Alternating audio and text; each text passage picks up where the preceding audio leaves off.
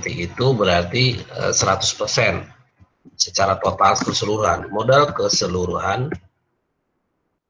keseluruhan itu adalah ya pastinya 100%. Kan secara total semua itu 100%. Nah, yang modal yang 100% inilah di-sharing, di-share. Siapa yang mau beli ataupun siapa yang mau masuk. Siapa yang mau masuk menjadi pemodalnya. Kan gitu, siapa yang mau menjadi pemodalnya. Yang dalam 100% itu di-share lah, di-sharing lah. Siapa yang mau masuk. Dengan syarat tentu dia memasukkan dana ataupun modal ataupun harta, ya, dana ataupun harta. Ya, jadi bisa saja dalam CRPT itu bisa berapa orang, ya terserah mau berapa orang pun. Orang bisa. PT punya PT bisa juga. Jadi pemodalnya ini yang mau masuk ke berbagai pemodal itu bisa PT juga. Ya, bisa dalam bentuk PT, bisa dalam bentuk orang pribadi. Jadi kalau kita orang pribadi kumpul-kumpul bisa, ya kan? Tapi kita kumpul ada juga PT yang masuk atau koperasi bisa, yayasan bisa. Jadi yang berkumpul itu badan usaha dan orang pribadi. Ya, badan usaha dan orang pribadi ngumpul dia. Yang 100% itulah yang dibagi-bagi. Jadi kalau misalnya ada 4 orang atau 4 bagian, ya kan 4 bagian. Ya sudah, mau dibagi rata, masing-masing 25%. Berapa rupanya modalnya? Ya, berapapun itu ya. Berapapun itu modalnya, tetap saja tergantung berapa yang disetor oleh yang mau bergabung. Tergantung berapa yang mau disetor dan itu dinilai berapa persen dia menguasainya gitu ya. Apakah besar dia? Kalau misalnya dia banyak nyetorkan modal, tentu dia menjadi pemilik modal yang mayoritas, kan gitu ya. Pemilik PT yang memiliki saham mayoritas. Nah, itu ada bahasa sahamnya. Jadi bagian yang 100% ini dibagi-bagi dalam bentuk surat ataupun pengakuan. Nah, pengakuan itu namanya saham. Ya, pengakuan kepemilikan dalam suatu orang atau satu badan usaha terhadap satu PT itu namanya saham. Ya, saham itu dalam bentuk satuan lembar. Cuman secara fisik dia nggak berlembar-lembar. Jangan kamu bayangkan dia kayak karcis, ya, kayak karcis karcis parkir gitu lah. Ya nggak seperti itu dia. Jadi cukup mereka biasa ini sebelum teknologi yang sekarang ya, pemilikan saham itu ditunjukkan dalam bentuk lembar, tapi tertulis dalam bentuk sertifikat. Ya, dia macam ijazah gitu. Di situ tertulislah di situ bahwa si A memiliki saham PTE sekian persen atau sekian lembar dengan bagian sekian persen. Misalnya kan 25.000 lembar dengan bagian 25% kan gitu ya. Ada kata-kata itu di situ. Ada kata-kata itu di ijazah itu atau di sertifikat itu. Itu dulu. Nah, sekarang dengan teknologi yang luar biasa istilahnya tinggi ya, dengan tingginya teknologi. Kalau kamu mau masuk membeli satu saham perusahaan ataupun masuk ke kepemilikan perusahaan, bisa saja sekarang, nggak ada masalah. Tinggal datang ke pajaknya. Ya, pajaknya di mana? Di pajak mana? Bursa, Pak. Ya, di bursa efek ya kan, di pasar modal. Ya kan, itu pajaknya saham itu, pajaknya. Kalau kamu mau memiliki perusahaan, nah di situ dia ya kan belilah dia di situ. Nah, sekarang dengan teknologi yang istilahnya tinggi ya gitu ya. Kalau kamu sudah bagaimana tandanya kamu diakui sebagai pemilik perusahaan itu? Kalau dulu saya bilang tadi dengan sertifikat, sekarang dengan nama kamu aja tercantum di sistem mereka, itu sudah kamu diakui sebagai pemilik. nama kamu tercantum di sistem layar mereka, layar monitor mereka. Nah, itu kamu sudah dianggap sudah pemilik. Oh, gampang kali, Pak. Oh, enggak. Sistem mereka sangat ketat. Ya, sistem komputer mereka sangat ketat, tidak gampang masuk seperti medsos-medsos biasa dia. Ya sangat ketat. Kalau sudah dikirim duitnya baru bisa nampak uang apa namanya, nampak namanya. Kalau nggak dikirim duitnya, nggak ditunjukkan buktinya, nggak bisa nampak nama kamu tercantum di daftar pemegang sahamnya. Ya, dan ingat sistem itu tidak bisa dibuka sembarangan. Hanya orang-orang tertentu saja yang bisa membuka sistem itu. Nah, itulah keamanannya. Itulah sekarang ya, itulah model sekarang. Itulah model sekarang di sistem pencatatan kepemilikan perusahaan di pasar modal kan gitu ya. Itu mereka membuat sistem seperti itu. Jadi keamanannya sangat tinggi. Tidak sembarangan ya, tidak sembarangan bisa masuk ke sistemnya. Ya. Nah, kalau kamu mau punya perusahaan sekarang bisa, ya udah datang aja ke sana. Ya tentu ada duitnya lah. Kalau nggak ada duitnya, ya duit cash nggak bisa juga. Pak, saya ada duit cash Pak ini, kan 50-100 juta kan misalnya. Ya nggak bisa. Kamu harus ke rekening. Ada rekening dia. Dia harus masukkan dulu ke rekening bank. Transfer melalui banknya baru bisa. Kalau enggak ya enggak bisa. Ya, kalau enggak ya enggak bisa. Nah, itu kondisinya, ya. Nah, itu mungkin sekilas tentang permodalan ya, sekilas tentang permodalannya. Nah, dan jadi inilah yang namanya PT. Kita akan masuk ke sini dan nah di buku itu coba kamu perhatikan. Kira-kira akun ataupun perkiraan mana yang kamu rasa belum pernah kamu lihat atau belum pernah tahu apa itu. Di sini memang diharapkan kamu mengenal paling tidak kulit-kulitnya lah dulu, ya. Akun apa yang kira-kira kamu mau pertanyakan dari PT Maju itu? Kalau kas sudahlah ya kan. Saya nggak mau, saya kan nggak istilahnya membilangkan satu persatu kan gitu kan. Tapi yang sama saya sekarang ya, saya kira kamu ya kasih tahu aja yang mana yang kira-kira kamu mau pertanyakan. Saya akan terangkan secara ya kulitnya dulu lah. Kalau detailnya nanti waktu akuntansi keuangan. Ya. Oke, kira-kira Kalau ada dividen Pak gimana itu Pak? Akun dividen Pak. dividen ya, dividen. Oke, itu yang pertama. Ada lagi yang lain? Ikhtisar laba rugi, Pak. Ikhtisar laba rugi. Oke. Ada lagi? Beban pemeliharaan, Pak. Beban pemeliharaan. Oke. Kamu kebayang beban pemeliharaannya apa ya? Peliharaannya hewan gitu. Kucing, ya kan? Lembu, ya enggak lah. Ya nanti kita jelaskan. Ada lagi? Akun apa kira-kira dari PT Maju itu yang mau kamu pertanyakan? Investasi jangka panjang Pak. Investasi jangka panjang. Jangka panjang. Oke. Jangka panjang Pak. Investasi jangka panjang kan? Sama? Hutang obligasi. Utang obligasi. Laba ditahan, Pak. Laba ditahan. Oke. Ada lagi?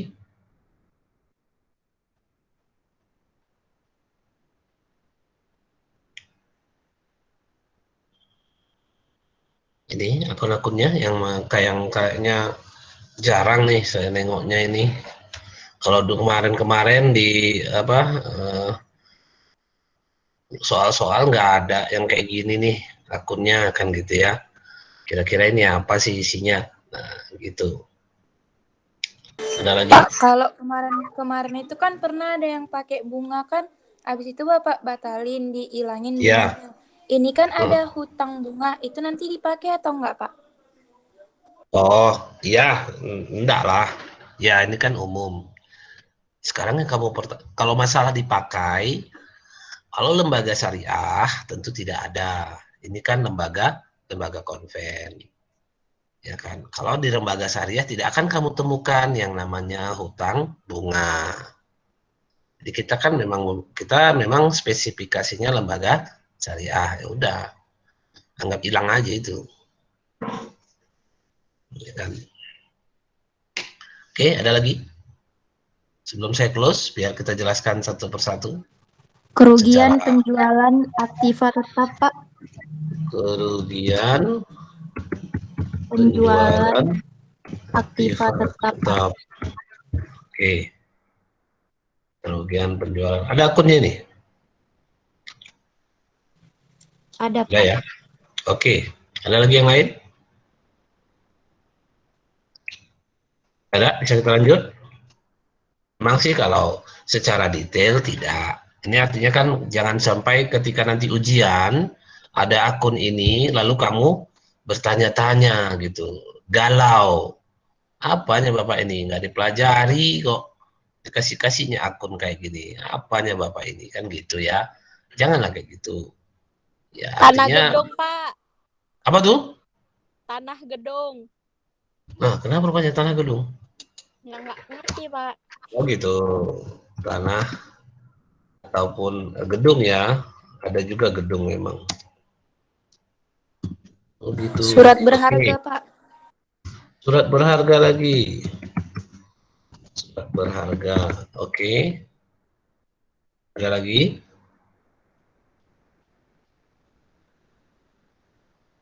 Oke. Oke, nanti kalau apa nambah lah ya. Yang ini dulu satu-satu ya. Kalau memang ada yang betul-betul rasanya kurang apa, inilah satu-satu dulu. Baik, kita mulai dari dividen. Dividen ini ya kan, kalau bahasa kita dulu sebelum kita mengenal PT, kalau nama perusahaan, nama apa namanya di perusahaan orang pribadi, ya orang pribadi. Jadi kan kita kemarin tuh awalnya kita belajar akuntansi adalah perusahaan orang pribadi ya, orang pribadi dan bergerak di bidang jasa. Sekarang nanti kemarin kita masuk ke perusahaan dagang, orang pribadi juga, kan gitu ya, orang pribadi. Nah nanti ini baru kita masuk ke lembaga yang namanya PT. Ya kan, PT tapi perusahaan dagang dan PT. Atau perusahaan dagang dan jasa, atau dia bergerak di bidang jasa. Nah itu nanti. Nah sekarang kita di PT-nya dulu kita dalami kan gitu ya, di PT. Kalau dulunya sebelumnya ini dividen ini konversi dari atau semodel atau sama ya lebih kurang semodel dengan yang namanya prive. Ya, prive atau apa itu pengambilan pemilik modal ataupun pemilik usaha. Pengambilan pemilik modal untuk kebutuhan pribadi. Tapi kalau dividen ini pengambilan pemilik modal yang memang bagian mereka dari laba. Jadi pembagian laba untuk pemilik modal. Jadi kalau di PT ya di laba rugi itu ada pendapatan lalu dikurang biaya, kan ada laba tuh seperti biasa kita kan.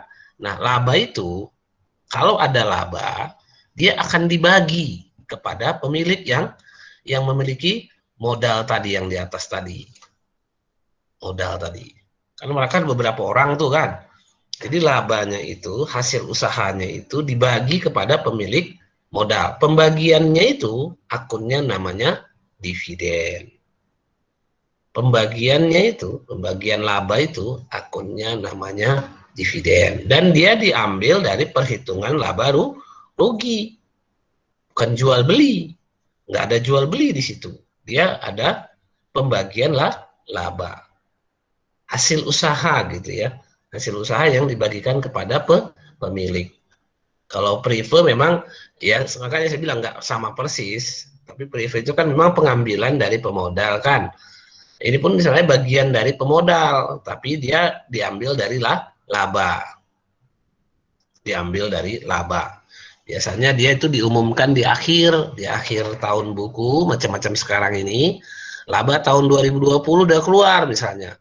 Oke, berapa dibagi satu orang? Gitu.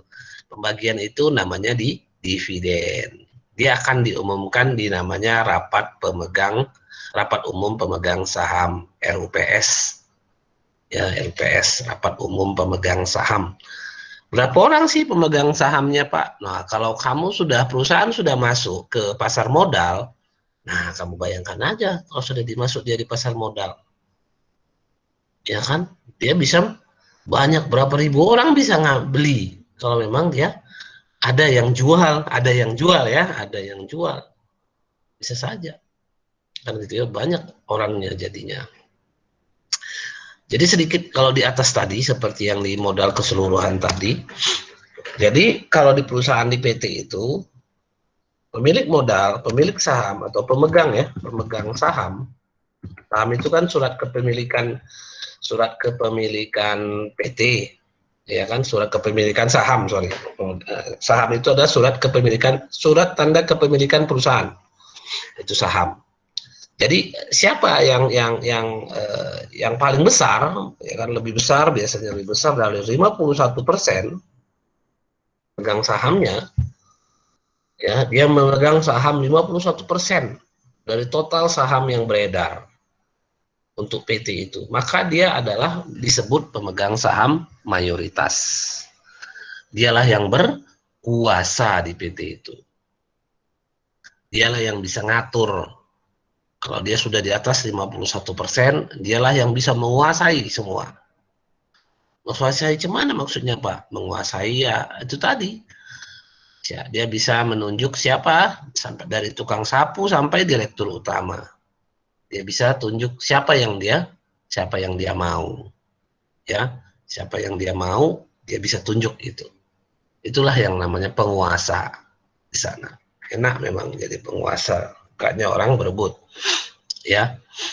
Itu kondisi yang tadi ketinggalan di pemegang saham. Baik, itulah yang namanya dividen, ya. Pembagian laba kepada pemilik modal setahun sekali biasanya. Setahun sekali. Ya, setahun sekali. Itu biasanya. Ya. Oke. Itu untuk dividen. Nah, kalau ikhtisar laba rugi ini sebenarnya bukan istilah baru ya, akun baru sih sebenarnya. Kemarin ini ada ikhtisar laba rugi. Oh iya, kita belum masuk closing ya, belum pernah masuk ke closing entries, belum ya? Belum, Pak. Oh iya, ini nanti berarti inilah nanti minggu depan ini nanti kan. Minggu-minggu ini terakhir ya, karena kita ujian tanggal 25. Kita ujian tanggal 25. Ikhtisar laba rugi inilah adalah akun administratif namanya. Administratif. Ya, artinya apa? Ini hanya akun perantara. Nanti kamu akan lihat, dia adalah akun perantara. Saldonya pasti 0 di akhir periode. Saldonya harus 0. Kalau ada saldonya berarti kamu ada yang salah, ya. Saldo akhir tahun 0. Harus 0.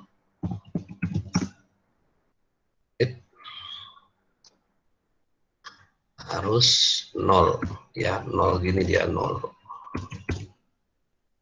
Harus 0 dia. Jadi apa gunanya? Dia hanya perantara nanti dia. Contohnya nanti ketika mengclosing memang kalau ikhtisar laba rugi, akun ikhtisar laba rugi ini memang gunanya untuk ketika proses closing entries namanya. Closing entries itu mengenolkan pendapatan dan mengenolkan biaya dan juga mengenolkan atau memasukkan laba ke modal. Nanti masukkan laba ke modal. Itu nanti prosesnya. Tapi dari awal ya saya kasih tahu bahwa nanti income summary, kalau bahasa Inggrisnya income summary, ini adalah akun perantara. Kamu lihat nanti di buku, di apa itu, siapa si di laporannya si PT Maju itu, mana ada saldonya ikhtisar laba rugi, pasti nol. Ya, nanti kamu akan lihat ya, bagaimana kok bisa jadi nol ya Pak, nanti nol, harus nol ya. Jadi untuk awal pengertiannya adalah akun administratif yang saldo akhir tahun harus nol. Itu, jadi hanya sekedar perhitungan saja. Oke, selanjutnya beban pemeliharaan.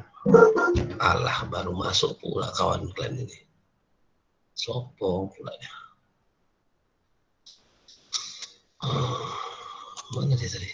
Udah masuk dulu, langsung masuk.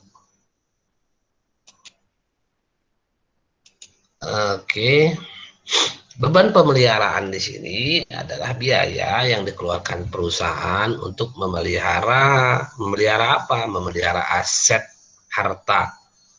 Apakah memelihara bangunan, memelihara mobil, kendaraan, mesin, ataupun yang lain sebagainya. Yang memang aset tetap ya. Aset tetap itu kemarin kan yang saya bilang adalah barang-barang yang digunakan untuk kegiatan operasional usaha, ya, kegiatan-kegiatan yang digunakan untuk operasional usaha itu namanya aset tetap. Itulah dia termasuk sedikit langsung ke sini ya, gedung ini aset tetap atau aktiva tetap.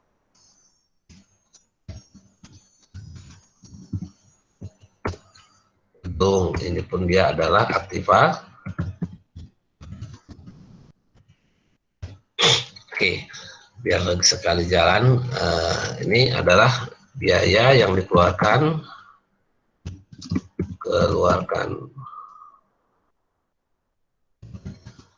perusahaan pemeliharaan aset atau aktiva tetap. Maaf, aktiva tetap. Kemarin saya sebutkan juga, atau mungkin kalian pernah pas penyusutan pernah kita ceritakan. Pas penyusutan kita pernah cerita tentang aset tetap, yaitu harta yang menunjang operasional usaha. Apa contohnya? Apa contohnya aktiva tetap? Itulah contohnya. Tapi kalau kamu ditanya orang, apa contoh aktiva tetap gitu ya, maka untuk menandakan kamu mengerti akuntansi, kamu harus jawab, harus tanya kembali. Perusahaan bergerak di bidang apa, Pak? Perusahaan bergerak di bidang apa, Bu? Nah, kenapa? Kalau tanah ini macam ini, tanah ini memang contoh aktiva tetap. Tidak semua tanah langsung aktiva tetap. Dia bisa jadi persediaan barang dagangan. Loh, tanah bisa jadi persediaan barang dagangan? Ya, kalau perusahaannya perusahaan developer. Developer itu pembangunan rumah. Jadi biasanya di developer itu ada istilah tanah persil. Tanah yang sudah di kotak-kotak gitu ya, ada di batas, di kapling-kapling. Nah, itu jualan mereka itu. Jadi aset tetap atau aktiva tetap itu pengertiannya tadi harta yang digunakan untuk operasional perusahaan, tidak untuk dijual. Tidak ditujukan untuk dijual. Ya. Tujuannya dibeli bukan untuk dijual, tapi digunakan untuk operasional perusahaan. Kan gitu. Kalau tanah iya, gedung pun iya, sama gitu. Ya, itu tadi. Kalau pemeliharaan itu biasanya untuk perusahaan untuk pemeliharaan aset tetap ataupun aktiva tetap tadi. Kalau mobil misalnya biaya servisnya, kan gitu. Kalau gedung misalnya ya biaya kebersihannya, misalnya kan biasa beli alat pelnya, beli apanya, semua itu masuk ke biaya pemeliharaan. Ya, ke biaya pemeliharaan. Baik, kita lanjut. Kita lanjut ke investasi jangka panjang. Investasi jangka panjang ini seperti ini ya. Kalau PT atau perusahaan misalnya si PT Maju ini, dia punya uang yang nganggur gitu, dana yang nganggur. Lalu dia menanamkan modalnya ataupun ikut dalam suatu usaha lain di luar dari PT, ke PT orang lain dia atau ke perusahaan lain. Macam seperti yang saya bilang tadi, ketika ini misalnya pemegang saham ini tadi, pemegang sahamnya bisa orang pribadi, bisa PT, bisa. Jadi dia PT itu bisa membeli perusahaan lain gitu. Membeli apanya? Membeli sahamnya pastinya. Ya. Nah, di pihak si pembeli,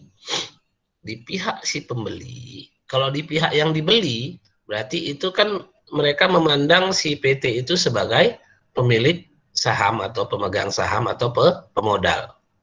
Itu dari sisi yang sahamnya dibeli.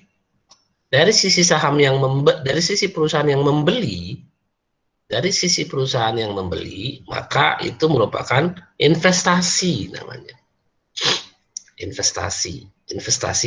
Nah, kalau investasinya lebih dari 12 bulan, dan biasanya kalau kayak gitu biasanya lebih dari 12 bulan, maka itu masuk ke akun namanya investasi jangka panjang atau bahasa Inggrisnya investment.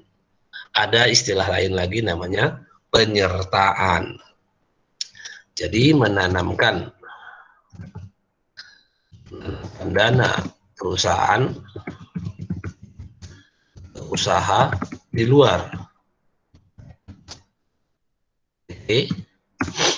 PT yang jangka waktunya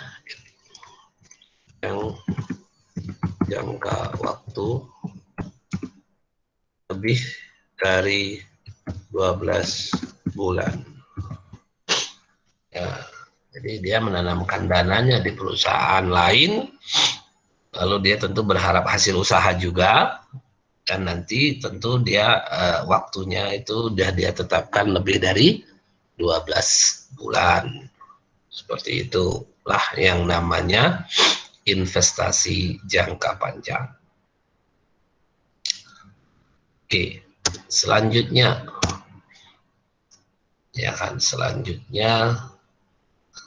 hutang obligasi. Obligasi itu adalah surat ya, surat pernyataan berhutang. Jadi gini, kalau dalam bisnis itu ya, ketika perusahaan kamu duduknya di PT nih, di perusahaan. Ketika di perusahaan membutuhkan dana untuk usahanya ini, untuk menambah laba, untuk menambah penjualan, untuk menambah laba lah intinya ya, untuk menambah penjualan perusahaan, maka dia butuh dana lagi untuk membeli, apakah membeli mesin atau membeli gedung atau membeli tanah atau membeli kendaraan, kan gitu ya, yang nilainya cukup besar, sedangkan modal tidak cukup. Maka dia akan membuat surat pernyataan berhutang yang dia jual kepada yang mau beli pastinya. Ya, memang terkadang obligasi ini dijual di pasar modal atau di pasar berjangka ya, hutang berjangka. Ada juga yang langsung, tapi secara umum pasar modal ada ya, kalau kamu mau beli obligasi ada. Jadi itu obligasi itu surat pernyataan berhutang orang. Kalau kamu beli atau kalau PT menjualnya, dia berarti kan menjual jadinya. PT kamu butuh dana, lalu dia buat obligasi, lalu dijualnya. Apa yang dijualnya Pak? Surat, kertas. Ya kan? Kertas saja. Saya yang bertanda tangan di bawah ini nama, ini PT ini. Aku berhutang kepada pemegang surat ini senilai 10 miliar yang akan dibayar 10 tahun. Nah, begitu kan gitu ya. Nah, pakai apalah. Nah, ada yang mau beli? Ya ada. Kalau yang dipercaya tentunya. Ya, kalau nggak dipercaya ya nggak bisa. Ya. Ya tergantung siapa kan, tergantung siapa yang jual. Surat pernyataan siapa yang mau berhutang itu kan dia buat surat pernyataan. Kalau di Amerika, kalau di luar negeri itu dia bisa surat pernyataan berhutang itu dijualnya ke atau dikasihnya ke bank mau ngasih duit, kan gitu ya, namanya obligasi. Jadi surat pernyataan berhutang. Kalau kamu buat gitu lalu kamu kasih ke orang, laku? Ya tergantung ya kan. Kawan kamu mau nggak? Maksudnya kayak mana Pak? Berhutang. Iya, jadi ketika kita jual, kertas itu aja surat pernyataan tadi. Surat menyatakan bahwa ini saya, ini menyatakan berhutang kepada pemegang surat ini. Kan gitu kan? Kita kasih sama orang, kita jual sama orang, apa kita dapat? Kita dapat apa? Kita dapat uang lah. Ya, kita dapat uang. Namanya kita menjual surat pernyataan hutang. Lalu nanti orang itu nagih ke kita per tahun ke depan, setahun ke depan, tahun 2 tahun ke depan, 3 tahun. Minimal kalau obligasi ini 5 tahun. Ya, obligasi ini secara umum jangka waktunya 5 tahun. Ya, baru dia lunas. Ya, biasanya itu minimal. Kalau ada yang 75 tahun, kalau ORI misalnya, pernah dengar ORI? ORI itu namanya Obligasi Republik Indonesia. Ya, Obligasi Republik Indonesia. Itu istilahnya banyak orang mau beli. Namanya pemerintah yang jual. Pemerintahnya walaupun mau bangkrut kayak gini, orang masih percaya juga. Kan gitu ya. Itu kondisinya. Inilah namanya hutang obligasi. Ya, itu namanya hutang obligasi. Surat pernyataan berhutang lebih dari 12 bulan. Biasanya sih 1 tahun 5 tahun biasanya kalau ini. Ya, surat pernyataan berhutang. Siapa yang menerbitkan lah? Kalau di sini, kalau di PT Maju itu dia kan posisinya sebagai hutang ya. Berarti PT Majunya yang menerbitkan. Yang jual itu PT Majunya. Yang beli siapa ya? Siapa yang mau beli lah. Ya, itu kondisi. Nanti ada istilahnya kalau di konven itu obligasi syariah pun ada sih katanya. Tapi saya nggak ngerti juga hitungannya. Tapi kalau obligasi konven itu biasanya ada bunganya. Itulah yang dicari orang, ada bunganya itu. Ya kan? Bunga itu masih terlalu gimana ya dibilang. Bunga itu sudah mendarah daging di bisnis kita. Makanya kalau kamu bilang setahun berapa gitu ya, berdirinya Bank Syariah itu 92 ya kan. Itu ketika dicetuskan oleh Profesor Yasir Nasution dari Medan ini mengatakan dia termasuk penggagas Bank Syariah, bank tanpa bunga. Itu banyak sekali orang mengatakan mana mungkin bank tak apa bunga. Gak ada yang percaya mula-mula yang kayak gitu. Dahulu tahun pertama berdirinya itu semua itu dicibir, diejek, dibully. Mana mungkin ada bank tanpa bunga. Tapi ya alhamdulillah sekarang bank ada tanpa bunga. Kan begitu. Jadi itu kondisinya ya. Jadi sama juga seperti ini juga ya. Jadi di bisnis itu bank bunga itu sebenarnya nggak pakai bank kan, cuman orangnya hutang piutang. Semua hutang piutang dahulunya itu pakai bunga. Nah, beratus-ratus tahun udah pakai bunga. Nah. Mau kita robah sekarang, wah kita cuma dapat paling berapa? 3% di pasar di Indonesia. Bank syariah cuma bisa menguasai 3% atau 4% bisnis bank di Indonesia. Yang 97%-nya itu masih konven, termasuk kamu, termasuk saya. Ya, gaji saya di bank konven. Gaji PNS di konven. Mana ada di bank kok syariah, mana mau mereka. Ya kan, gak mau. Orang Islam sendiri takut dengan yang namanya syariah. Kan seperti itu kan? Orang Islam sendiri takut dengan yang namanya syariah. Lalu ikutlah terbius dengan pernyataan-pernyataan yang sesat, artinya apa? Menyalah-nyalahkan saudara sendiri. Jadi kadang-kadang kitanya sendiri yang apa namanya ya. Jadi kalau kamu tahu, kalau kamu baca sejarah, yang kejam itu dulu waktu penjajahan Belanda itu yang kejam itu siapa? Londo Ireng namanya. Itu Londo Ireng. Orang suruhan Belanda, orang kita, orang Indonesia, tapi yang kerja sama Belanda. Nah, itu yang lebih kejam dari orang Belandanya. Gitu. Jadi orang itu senang, apa namanya ya, bangga dia membunuh saudaranya sendiri, sama-sama orang Indonesia. Kalau disuruh sama penjajah, ya dia malah senang gitu, dia malah senang. Emang mental kita dari dulu seperti itu, ya mentalnya dijajah, mental jadi pekerja, ya jadi kamu jangan sampai seperti itu. Ya mental bukan mental apa ya namanya, kalau pekerja sih ya kita bekerja semua, tapi istilahnya mental ini mental di budak gitu, mental budak, diperintah-perintah mau kemaapain aja mau, asal dibayar uang. Itu Londo Irengnya itu dibayar uang emas apa semua untuk membunuhin saudaranya sendiri. Itulah ya, pelan-pelan kan kamu lihat sekarang seperti apa. Semua diprovokasi, kan gitu ya. Artinya orang-orang Islam disuruh mengejek orang Islam juga.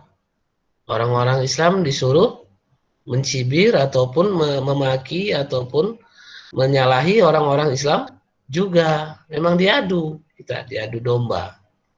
Siapa yang nyuruh? Orang Islam juga. Cuman di balik orang Islam itu ada pemodal. Ya, ada pemodal. Jadi gini ya, agamanya itu bukan agama Islam, Kristen, Buddha, Hindu, bukan agama itu, bukan itu agama mereka itu. Agama mereka itu adalah agama uang. Ya, mereka itu agamanya agama uang. Walaupun di KTP-nya Islam, Kristen, Buddha, Hindu, apapun itu. Ya, jadi agama mereka itu adalah agama uang namanya. Cuman mereka mana ada agama uang, tapi memang itulah kenyataannya kan. Mereka menuhankan yang namanya uang. Tuhannya itu uang. Jadi kalau bisa dapat uang banyak, dia akan melakukan apa saja. Apa saja yang dia lakukan untuk mendapatkan uang. Nah, seperti itu sebenarnya. Jadi kita nggak bisa nengok dia itu agamanya Islam atau agamanya Kristen. Enggak. Kita hanya bisa melihat agamanya adalah agama uang. Tampilannya Pak, waduh, tampilannya bisa dalam bentuk syekh, dalam bentuk ulama, dalam bentuk apa, kan gitu ya, bisa dalam bentuk macam-macam. Ya kan, bisa saja bentuknya. Cuman agamanya adalah agama uang. Itu yang kita hindari ya, itu yang kita hindari. Janganlah kita jadi seperti itu. Kita diminta mohon berdoa kepada Allah untuk tidak menuhankan uang, ya, untuk tidak menuhankan. Tapi tetap, artinya kemampuan, itulah uniknya manusia. Kamu diberi kemampuan untuk memilih sesat atau memilih ikut syariat. Ini pilihan, ya. Ini uniknya manusia ini memang seperti itu. Apakah kita seperti wayang? Tidak. Kita tidak seperti wayang yang digerakkan oleh dalangnya. Enggak. Ya. Tapi apakah kita dilepas seperti apa? Seperti binatang kah? Ya enggak juga. Ya kan? Kita ada aturan. Ya kan? Ada aturan. Nah, tapi kita tidak dilepas, kekang. Ada pilihan-pilihan. Nah, tinggal kamu memilihnya. Apakah memilih kesesatan atau memilih syariatnya. Itu kondisinya. Baik, kita masuk ke laba ditahan. Laba ditahan ini adalah laba yang ditahan. Ya kan? Maksudnya kalau dividen tadi adalah laba yang dibagikan, Kalau dividen tadi adalah laba yang dibagikan kepada pemilik modal atau pemegang saham, laba ditahan ini adalah laba yang ditahan, laba yang tidak dibagikan ke pemilik saham atau modal. Laba yang tidak dibagikan ke pemilik saham atau pemilik modal.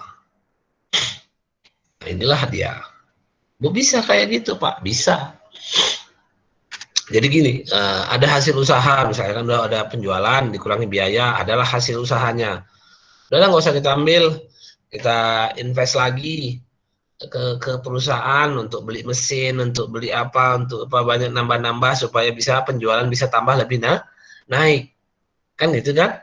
Nah, itulah dana yang masuk dari hasil usaha itu yang tidak dibagikan kepada pemilik, itu masuk ke kategori laba ditahan, atau bahasa istilah sekarangnya kalau di PSHK atau di IFRS-nya namanya saldo laba. Saldo laba. Ya, ini namanya. Kalau ada laba yang ditahan, berarti ada rugi yang ditahan. Ya kan? Ada?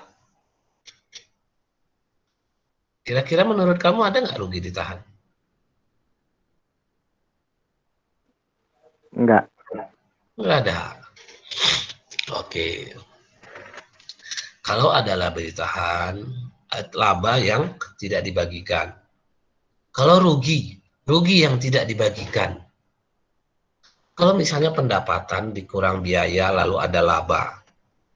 Kalau pendapatan dikurang biaya, lebih besar biaya, logikanya itu apa coba? Pemodal harus nyetor lagi kan? Pemodal harus nyetor lagi untuk nutup rugi. Mau pemodal nyetor lagi untuk menutup rugi? Mana ada yang mau? Mana ada yang mau? Berarti ada dong rugi ditahan. Ada. Ya, saldo laba negatif. Saldo laba negatif. Ada yang bilang defisit. Ada beberapa yang bilang defisit. Ada yang bilang rugi ditahan. Ada yang bilang saldo laba negatif. Nah, itu akunnya. Ada ya, ada. Jadi istilahnya gini. Kalau di PT itu ketika sudah ada ditentukan pemegang sahamnya ini, sudah ditentukanlah pemegang sahamnya ini kan, penentuan pemegang saham itu melalui namanya akte notaris, kan gitu ya, akte notaris. Jadi tidak sembarangan akte notaris itu lalu dilaporkan ke Kemenkumham, banyak birokrasinya, nah. Banyak birokrasinya. Jadi biasanya PT itu tidak mau merubah-rubah setoran modalnya dari awal. Tidak mau dia. Repot. Inilah yang nggak ada di buku itu. Ya kan? Kalau disangka orang, kalau di buku enak aja dibilangnya. Pemegang saham berubah. Ini masuk begini, keluar ini. Itu teorinya. Prakteknya orang nggak mau. Repot ngubah akte. Lapor lagi ke Kemenkumham. Pokoknya repot. Jadi bagaimana? Ya nggak berubah lah modalnya. Jadi tapi rugi, Pak. Harusnya kan dia nambah modal supaya nutupin rugi. Kan gitu. Nggak mau dia. Jadi gimana? Itulah yang namanya rugi ditahan. Nanti ketika mungkin labanya nggak dibagi, tapi nutupin rugi yang terjadi sebelumnya. Ya, jadi ketika laba dia nggak bisa senang dulu, ditengok dulu beberapa tahun yang sebelumnya ini rugi atau laba. Kalau rugi, maka laba tahun ini menutupi rugi-rugi yang tahun-tahun sebelumnya. Makanya ada rugi ditahan. Ya, ada, cuman jarang orang nggak paham itu. Ya, baik. selanjutnya ini ada kerugian penjualan aktiva tetap. Nah, seperti tadi contohnya, aktiva tetap itu apa? Nanti sih sebenarnya aktiva tetap ini kamu akan lebih detail ketika di akuntansi keuangan. Saya lagi ngajarnya juga memang sih. Saya lagi ngajarnya di semester 3. Ini adalah bab terakhir di semester 3 ini. Ya, nanti kalau kita dapat semester 3, ya kita akan bahas secara detail aktiva tetap ini di akhir semester 3. Tapi tadi kan sudah saya kasih tahu ya bahwa aktiva tetap itu adalah harta perusahaan yang digunakan untuk operasional usaha, tidak untuk dijual. Ya, tidak dijual. Ya, contoh barangnya ya tergantung perusahaannya.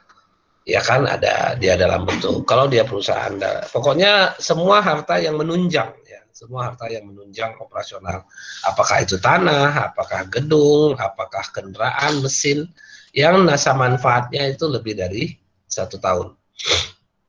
Nah, kalaupun kan gitu ya, kalaupun misalnya harus dijual gitu kan, ya dijual lah. Maksudnya dia udah terlalu rusak misalnya. Mobil misalnya. Mobil kalau untuk diperpajakan masa manfaatnya ataupun hitungannya itu cuma 5 tahun itu. 5 tahun dia sebenarnya harusnya udah diganti.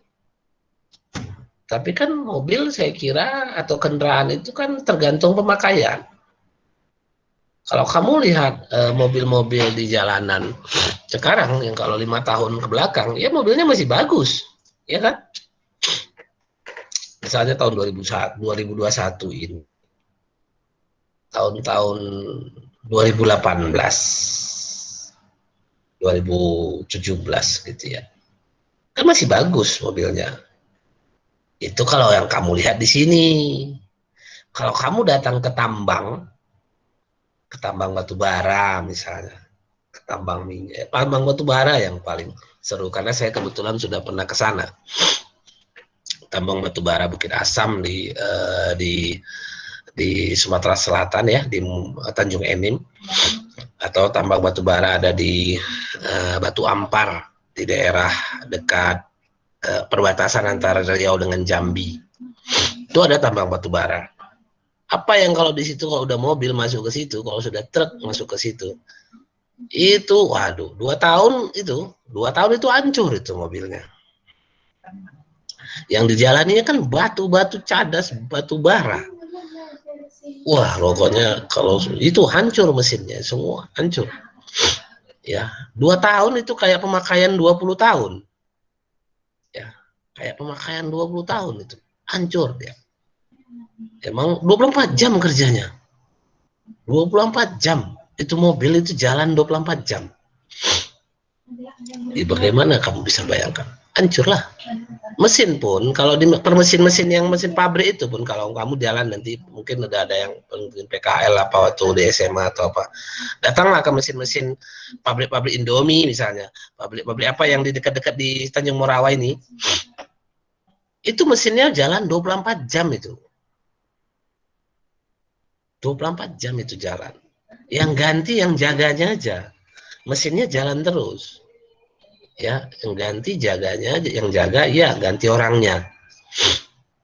Ya, nah itulah. Jadi di satu saat dia udah banyak ya kemungkinan harus dijual, yaitu misalnya produknya mesinnya itu harus ada tambahan, atau produknya out of date, udah nggak ikut mode lagi. Jadi mesinnya ngapain nganggur, harus dijual aja kan gitu ya, dijual saja. Ngapain kita simpan barang-barang yang tidak berguna kalau memang mungkin berguna di tempat yang lain. Nah, ketika dijual, kamu bisa bayangkan kan, belinya misalnya 100 juta lalu dijual, ya kemungkinan kan di bawah itu sudah suatu yang keniscayaan, ya kan? Ya tentu ada selisih kan. Misalnya waktu beli dia 100 juta, waktu dijual dia paling laku 20 juta, 30 juta. Maka selisihnya itu masuk ke akun kerugian penjualan aktiva tetap. Ya, kerugian penjualan aktiva tetap. Ya, itulah dia. Makanya muncul akun ini. Ya, makanya muncul akun kerugian penjualan aktif. Karena dulunya aktivanya itu nilainya 100 juta.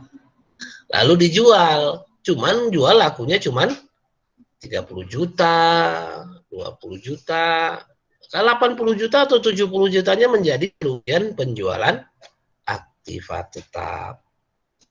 Ya, itu mengapa muncul akun kerugian penjualan aktiva tetap ini. Ya kalau ada ya karena dia dijual. Memang sih jarang-jarang ini. Jarang-jarang ya, jarang-jarang. Itu kondisinya. Ya, baik. Itu mungkin sekedar penjelasannya juga. Oh, ada satu lagi ya. Kalau tanah gedung ini bagian dari aktiva tetap ya, sudah saya tuliskan. Kalau surat berharga, oh kalau surat berharga itu surat yang berharga pastinya. Ya, nggak maksudnya surat yang bisa diperjualbelikan. Contohnya apa tadi? Obligasi. Tadi obligasi itu adalah contohnya. Surat berharga, surat yang bisa diperjualbelikan. Contohnya obligasi. Apalagi ada saham. Apalagi yang bisa dijualbelikan surat. Surat tanah bisa nggak ada? Surat tanah sah termasuk surat berharga. Surat tanahnya itu nempel ke tanahnya ini, yang nomor 8 ini kan. Surat tanahnya itu adalah surat yang nempel sebagai pernyataan kalau kita memang menguasai tanah itu. Ya, jadi bukan surat tanah. Berharga suratnya, iya berharga, cuman nggak bisa diperjual. Ada juga sih ya yang menjualbelikan suratnya aja yang diperjualbelikan, tanahnya nggak pindah, bisa kayak gitu. Digadai bahasanya, ya kan? Digadaikan. Ya kan? Siapa yang bisa apa yang mau digadaikan digadai. Siapa yang biasa menggadai di sini? Ya kan? Gadai apa misalnya? Kalian nggak biasa lah menggadai ya. Jangan biasa kalau menggadai itu. Apalagi menggadai cinta. Jangan. Nggak boleh, nggak laku. Ya, nggak laku itu. Ya, oke. Nah, saya kira itu contoh-contoh surat berharganya itu makanya dia yang bisa diperjualbelikan. Ya, diperjualbelikan. Oke, saya kira itu untuk akun-akun yang ada di di PT Maju itu. Ya, akun-akun yang ada di PT Maju itu nanti kalau memang ada yang kurang jelas lagi ya silahkan pertanyakan di grup pun boleh. Nah, di bab 9 itu yang dibahas itu adalah ya ini dia ya, akun-akun khusus perusahaan dagang. Ya, ada persediaan barang dagangan, itu sudah kita bahas waktu di spesial jurnal pembelian. Nah, ini ada saham biasa. Oh ya, ini saham ini ada berapa jenis nih? Ada beberapa jenis saham ya, nanti kamu bahas juga di akuntansi keuangan 2. Saham biasa, common stock ya, common stock itu namanya, saham biasa itu istilahnya common stock. Saham yang memang biasa-biasa aja. Ada lagi rupanya yang lain Pak, ada namanya preferred stock, saham istimewa, ya preferred stock, saham istimewa. Itu semua bukti kepemilikan perusahaan. Kenapa dia bisa istimewa Pak? Ya biasanya dia diberikan kepada founder. Founder itu pendiri, ya pendiri awal.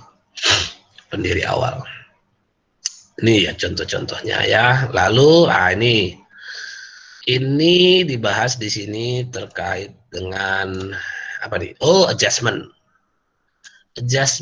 untuk perusahaan dagang. Saya kira sudah kita semua kemarin. Ada hutang gaji, hutang bunga, ya biasa ini beban dan hutang, ada beban dan aktiva, ada perlengkapan, asuransi dibayar di muka, sama penyusutan. Kemarin sudah kita bahas juga. Pendapatan dan aktiva, pendapatan dan hutang. Ya, ini sudah kita bahas penyesuaian. Ya, di penyesuaian. Ini untuk jurnal penyesuaian persediaan. Ya, jurnal penyesuaian ini udah kita kemarin kita sudah bahas ini kan. Ada yang namanya persediaan awal, ada yang namanya persediaan akhir. Kalau dia modelnya di di buku Sumarso, dia pakai periodical ya, dia pakai periodical. Makanya jurnalnya seperti ini ya, ada penyesuaian persediaan barang dagangan. Lalu ini dia laporan laba rugi. Nah, inilah mungkin laporan laba rugi untuk PT Maju, perusahaan dagang. Mungkin di sini dia ada yang baru, yaitu di harga pokok penjualan, cost of goods sold. Cost of goods sold namanya istilahnya. Ya, cost of goods itu adalah harga pokok. Sebenarnya harga pokok penjualan ini sebenarnya bahasa lapangannya itu modal.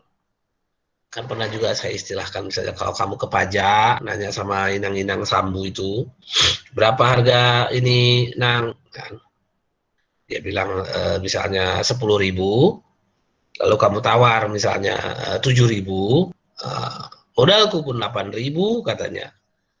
Modal dia itu atau aku beli pun 8.000 atau modalku pun 8.000, itu maksud dia sebenarnya 8.000 yang dia sebutkan itu sebenarnya di bahasa kitanya, di bahasa akuntansi kitanya itu namanya harga pokok penjualan. Yang disebutkannya itu modalku 8.000 katanya kan, ketika kamu tawar 7.000, lalu tersebutnya itu kata-kata itu. Mana lah bisa, modalku pun 8.000 atau beli pun 8.000, itu sebenarnya ngomong modal, biasanya dibilangnya modal ya. Modalku pun 8.000 katanya kan, modal dia bahasa dia modal, bahasa kita harga pokok penjualan. Nah, inilah hitungannya.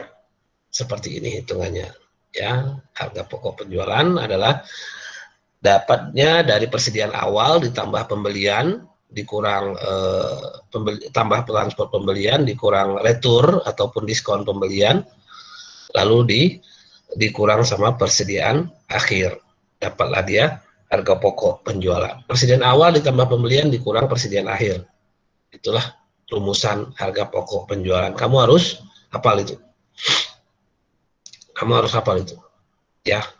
Harga pokok penjualan adalah persediaan awal ditambah pembelian dikurang persediaan akhir, dapat di harga pokok penjualan. Pendapatan atau penjualan dikurang harga pokok penjualan, namanya hasilnya laba bruto di sini. Gross profit. Ya, gross profit atau laba bruto. Laba kotor. Laba kotor dikurang dengan biaya-biaya usaha.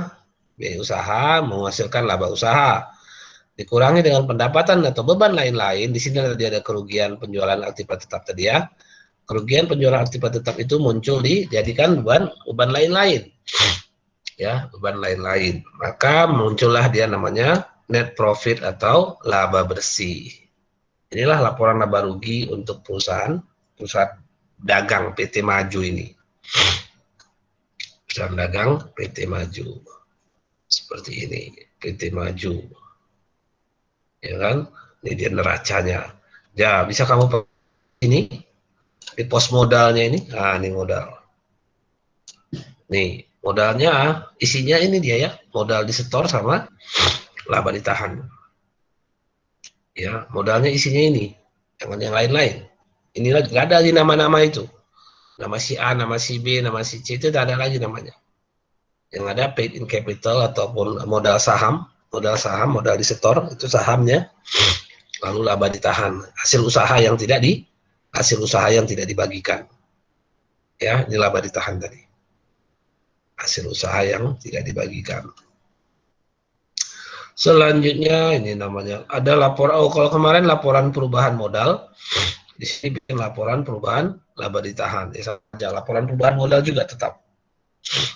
Ya, laba ditahan awal tahun ditambah laba bersih dikurang pembayaran dividen. Berarti kan prive ini sifat seperti prive. Ya, persis seperti free float. Dia mengurangi laba ataupun modal, mengurangi modal yang ada di laporan perubahan modal. Oke, selanjutnya, oh ini ada firma. Oh, firma nggak gitu. Firma nggak masuk dalam materi kita.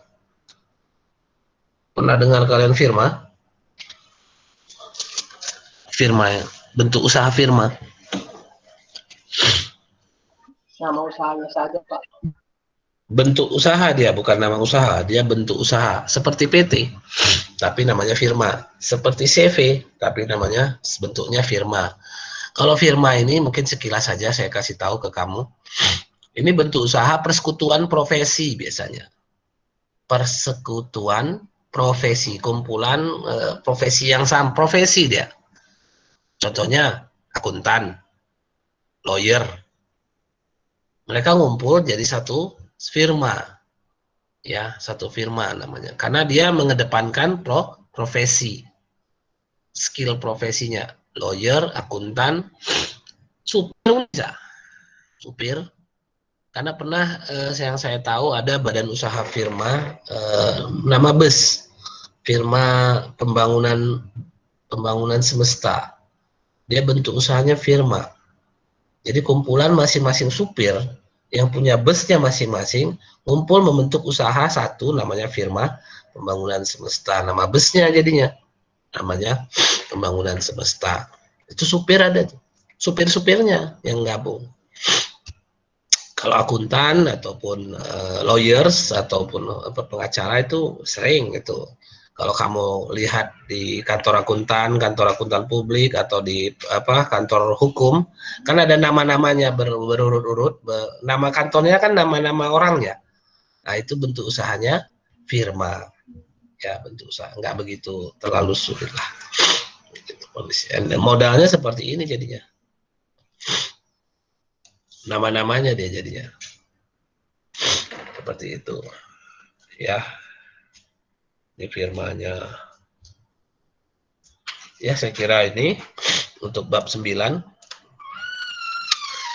Ya, untuk bab 9 seperti ini. Oke.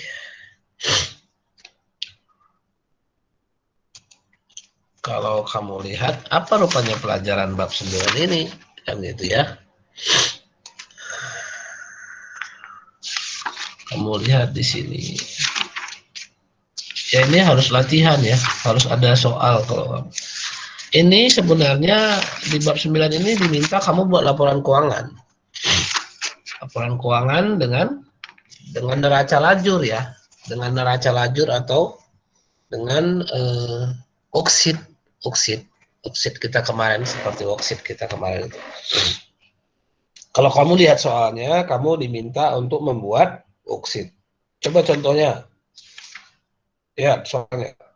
Mana dia? Soal 91, Melinda Art Shop.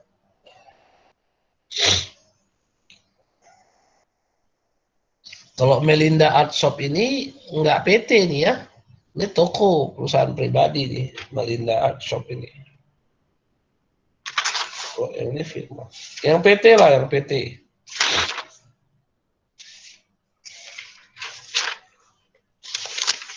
Nah, ini aja lah kamu. Yang terakhir aja lah ya. PT Bakti 94 halaman 244. Halaman 244. PT Bakti. Kamu diminta membuat worksheet. Worksheet.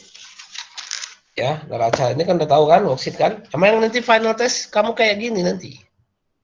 Final test soalnya seperti ini. Ya, kayak dulu juga mid test. Kayak mid test, cuman dia perusahaan dagang sekarang. Ya. Ini dia. Jadi halaman 244 soal 94 ya, PT Bakti kamu kerjakan. Yang diminta, pertama, kamu buat neraca sajur ataupun worksheet. Lalu kamu buat adjustment-nya, biasa. Adjustment-nya ada A sampai J. Lalu kamu buat laporan keuangannya. Kalau yang bunga-bunganya nggak usah ada ya, bunga pinjaman ada tuh. Yang J itu buang aja lah tuh J itu. Jijik saya. Bunga pinjaman bulan Desember katanya. Yang J-nya nggak usah ikut ya. Yang J-nya nggak usah ikut. Kalau nggak ikut yang J, Pak, berarti itu nanti balance atau enggak nanti Pak? Ya kalau nggak ada adjustment-nya ya balance lah. Adjustment kan harusnya debit kredit. Kalau nggak kita kerjakan kan berarti terbalance. Ya, Makasih Pak. ya. Ya, jadi nggak usah diikutkan itu apanya. Tapi kalau ada akun utang bunga di sini. Ada Pak, beban bunga. Beban bunga tuh ikutkan aja. Nggak usah dihilangkan. Nanti kalau dihilangkan dia itu yang bikin nggak balance. Dia diikutkan tapi nggak ada perubahan gitu. Macam nempel aja dia jadi biaya ya. Dia jadi nempel jadi biaya aja. Beban bunganya ya 10.700. Itu jangan dirubah-rubah ya kan. Udah gitu aja dia. Cuman kalau yang transaksi J itu kan dia sudah mengajak kamu bermain-main dengan bunga yang tak seberapa itu kan. Jadi tak usah kita mikirin itu ya kan, biar aja dia gitu. Oke, saya kira paham. Ada yang ditanyakan tentang penugasan?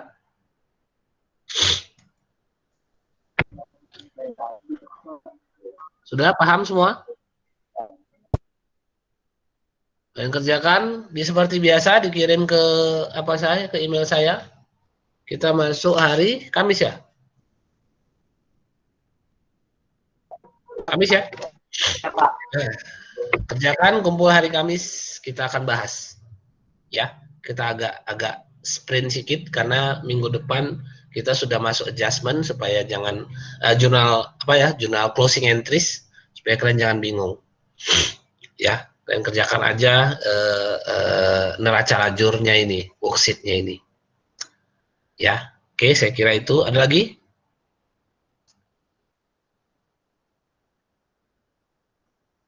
Enggak, saya nggak ada tambahan data ya, maksudnya nggak ada dirubah-rubah, persennya itu nggak ada lagi. Kalian kerjakan aja pokoknya, bagus-bagus. Ini latihan ini. Nanti kalau ujian, nah, baru sedep lah pokoknya. Ya kan? Itu. Oke, saya kira itu. Udah mau menjelang maghrib, kita akhiri saja dengan